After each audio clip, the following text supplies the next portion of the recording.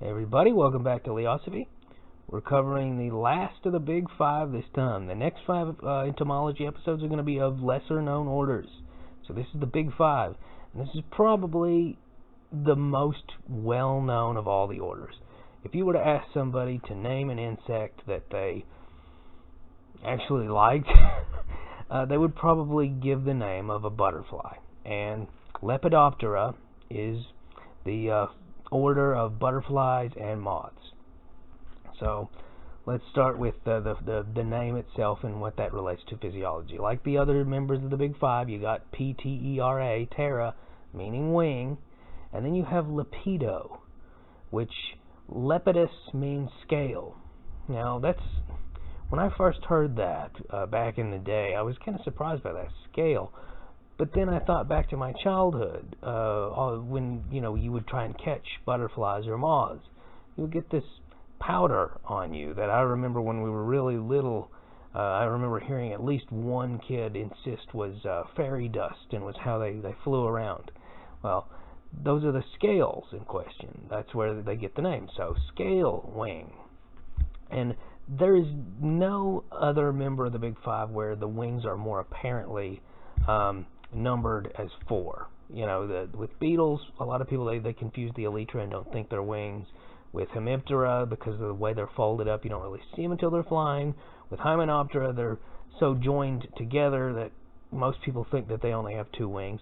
Diptera has 2 wings, and so really clearly, though, if you look at butterflies, you see 2 large forewings at the top, and then you have the 2 little rounder hind wings at the bottom.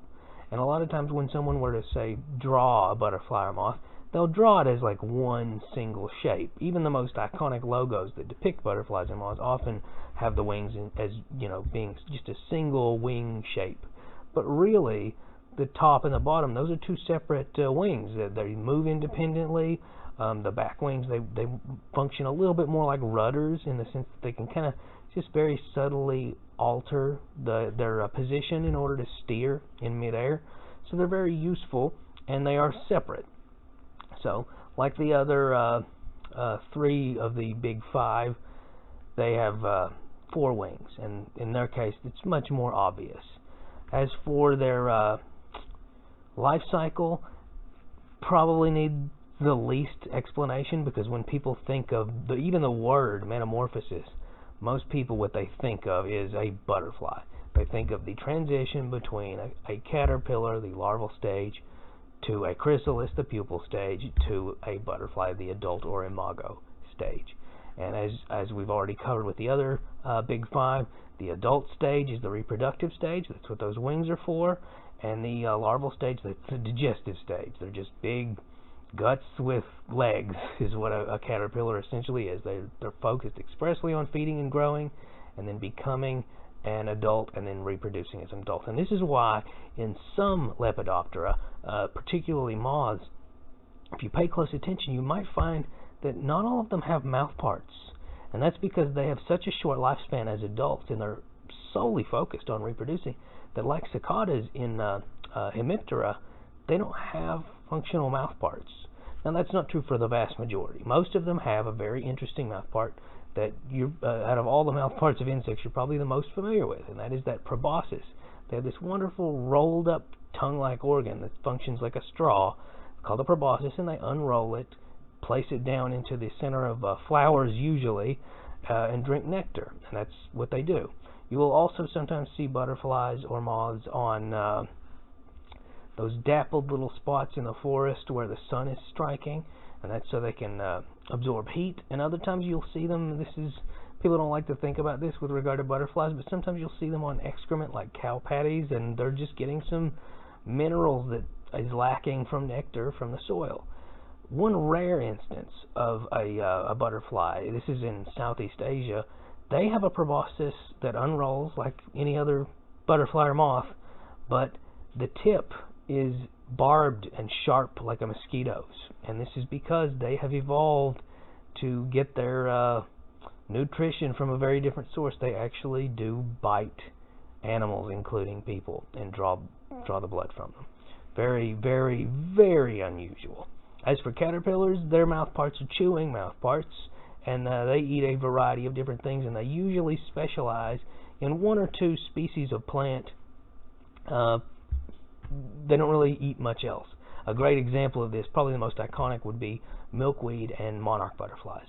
They are wholly dependent on milkweed. Their toxicity, which is why they're brightly colored, comes from milkweed. You will not see a monarch butterfly eating a separate species generally. They focus, they specialize on milkweed. It is vital to their survival. And one of the reasons why they are lower in number lately is because milkweed is just not a very economically viable plant, and so we're seeing it decrease, and as a result, monarchs are also decreasing. Yeah, that's unfortunate, and there's things you can do about that. I, for example, have a big patch of milkweed expressly to help monarchs. Monarchs also, the larvae and the adults vary so much in Lepidoptera. Sometimes you'll see stunning caterpillars that grow into very drab moths, and sometimes you see really inconspicuous caterpillars become gorgeous butterflies or moths. A great example of this is the look-alike for the monarch, the non-toxic look-alike, the viceroy.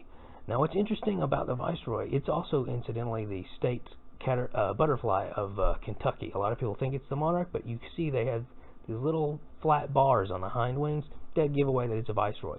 If you look at monarch caterpillars, they're very pretty. They're green and white and black, well, yellow, more of a yellow color, yellow and white and black stripes all down them. They're very iconic looking.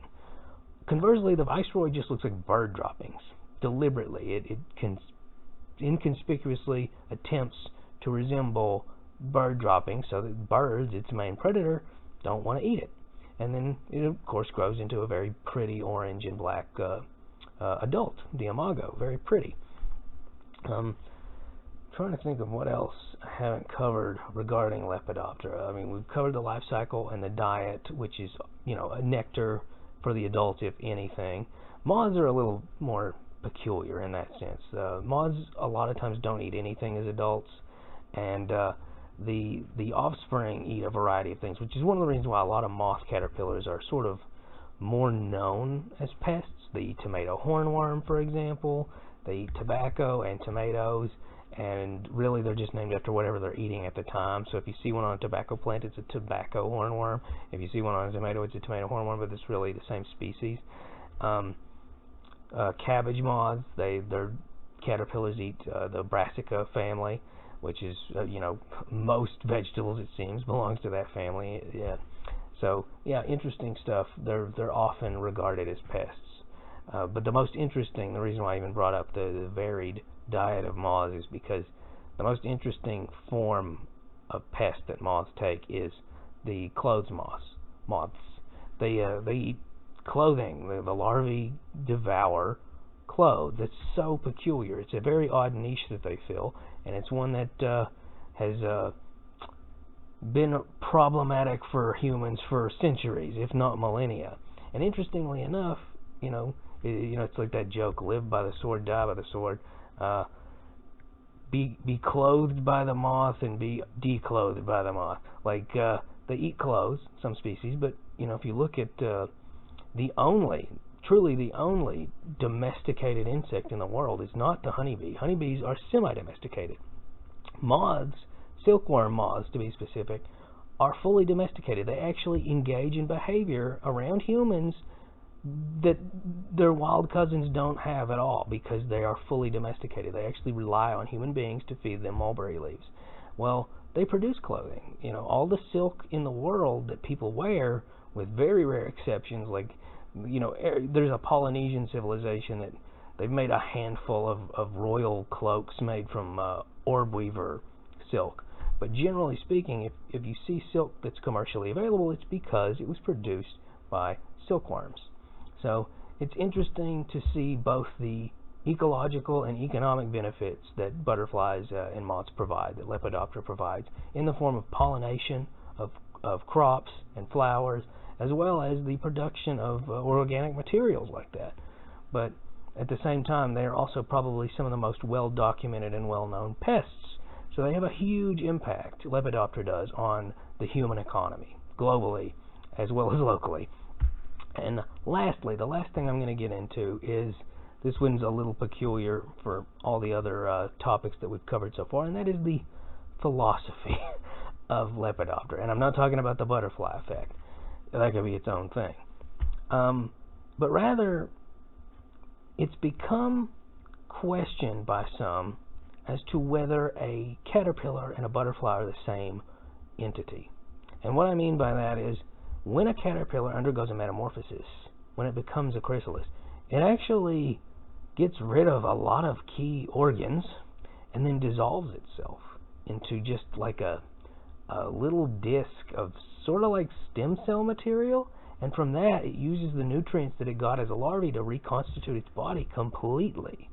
So some people argue that, well, the birth of a caterpillar, or the birth of a butterfly, is the death of a caterpillar, not metaphorically but literally, that these are two separate entities. Now, I think that's a fascinating topic to consider. It reminds me of the ship of Theseus and the idea of what is true selflessness. Like, if you swap every cell in your body at once, do you become a different person? Well, what if you just do it over the course of every day, which is what we do? You know, you're not the same entity as you were when you were a baby, but so is there any continuity for what constitutes the self? Well, my view of it is, one, if every organism does this over a slow period, then why should it be any different than if a butterfly does it over a fast period? And two, and this I think is interesting, we have noted in experiments that caterpillars learn things when they're larvae, and then they retain that information as adults. So, for example, some sort of predator scares a caterpillar. You know, as an adult, it will retain that learned behavior and avoid whatever scared it as a caterpillar. Well, if that's the case, if knowledge transfers from one to the other, I would argue that, at least in the sense that people are asking that question, that they are the same entity. I don't think that the caterpillar is dying and becoming something else entirely. I don't think of them as two separate species that one simply relies on the other to create itself. But it's an interesting question, and it's something that I encourage you to read further on, because it really is a little bit of a mind blower. The idea that a caterpillar just completely recreates itself to become a butterfly, just completely dissolves itself. It's almost like that horrifying movie with Donald Sutherland, Invasion of the Body Snatchers, where the pod people, like, they dissolve human beings and reconstitute them into a different species entirely. In some respects, that's exactly how Lepidoptera life cycle works. Really neat stuff. But still, I do think of them as the same entity. I don't think that the caterpillar is dying and becoming a completely different being in that sense. But it's interesting. Anyway, that covers everything for Lepidoptera. Probably easily the most talked about and prettiest of all the insects, even if they're not the golden child of modern media right now, thanks to how important Apis mellifera, the honeybee, has been. But yeah, everybody likes butterflies, it seems. I've only met one person who doesn't, and I don't get why people are scared of moths. If you like butterflies, you should like moths. I don't get that at all. It makes no sense to me. I am very opinionated on that. Moths can be pretty too. I don't get it. I just genuinely don't. It's like saying that you're terrified of white dogs, but not of off-white dogs, like cream colored. They're not that different. It's like in video games where you get the different skin or paint for like a person or a vehicle. Moths are just butterflies with drab paint. That's what they are. Anyway, like, share, subscribe, keep asking questions. Bye.